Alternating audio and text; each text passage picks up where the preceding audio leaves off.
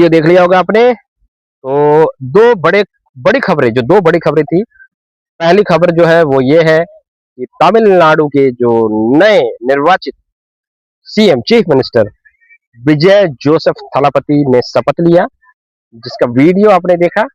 और आगे आपको दिखाते हैं कि विजय थलापति ने कैसे राहुल गांधी नहीं बोलूंगा मैं, राहुल गांधी के साथ पूरे अपने जो मेंबर्स हैं, जो कोर मेंबर्स हैं, विधायक होंगे, जो भी होंगे, उनके साथ किस तरह से सेल्फी लिया और काफी खुश नजर आ रहे हैं। आप जब देखोगे तो आपको दिखाई देगा, बहुत he is really very happy and he should be happy because पहली बार उन्होंने सीएम पद की शपथ ली। पहले वीडियो देखिए, फिर बात करते हैं आगे। ನಮ್ಮ ಕೂಡ ಸೆಲ್ಫಿ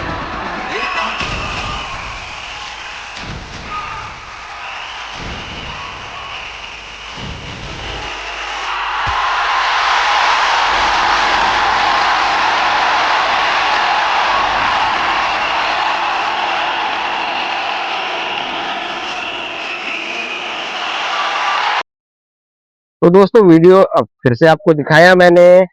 अब बात करते हैं, इम्पोर्टेंट जो विषय है वो बात करते हैं कि विजय थलापति के लिए कैसा होगा आने वाला, जो सरकार चलाएंगे वो किस तरह से सरकार चलाएंगे, कैसा होगा। तो मैं बताऊं आपको कि सरकार चलाना उनके लिए बिल्कुल भी आसान नहीं होगा, बहुत टफ होगा। क्योंकि 118 का जो लकी नंबर जो बोल सकते हो, वो नंबर था। बहुत दिक्कतों के बाद इनको राज्यपाल वहां के बनाने नहीं दे रहे थे सरकार। फिर 120 गठबंधन से सरकार बनी है। जब गठबंधन में कोई भी सरकार बनती है तो हमेशा एक डर बना रहता है कि सरकार कभी भी गिर सकती है। अगर 3 विधायक ने समर्थन खींचा, वो सरकार गिर जाएगी, तुरंत गिर जाएगी। तो ये एक डर बना रहता है। फिर दूसरा प्रॉब्लम है, कोई भी फैसले इंडिपेंडेंट नहीं लिए जा सकते हैं ऐसी सरकार में जो गठबंधन में होता है। सबको खुश रखना जरूरी है, कोई भी कभी भी। और इसमें हमेशा लोग नाखुश होते रहते हैं, गुस्सा होते रहते हैं। तीसरी जो बात होती है वो होती है, कोई भी पॉलिसी जो मेकिंग होती है, पार्टी की पॉलिसी या स्टेट की पॉलिसी, कुछ नया कानून बनाना, बिल बनाना, कुछ भी, उस पर सबका समर्थन चाहिए। कहीं ना कहीं आपको सबको कंट्रोल में रखना है, सबको अपने पाले में और समझा बुझा के रखना है कि भाई किसी मुद्दे पे आप डिस्प्यूट ना हो जाए। क्योंकि कोई भी मुद्दा पर डिस्प्यूट होता है तो पहला काम होता है सरकार गिरने की आशंका बढ़ जाती है। तो विजय थलापति के लिए बिल्कुल भी रास्ते आसान नहीं है। हाँ, अच्छी बात है, कांग्रेस का सपोर्ट है। Rahul Gandhi is a matured leader. कहीं से भी लोग उसको, उनको पप्पू कहें, टप्पू कहें, कुछ भी कहें, ये एक नैरेटिव है एक्चुअली। मैं आपको बताऊं, ही is a very genuine person.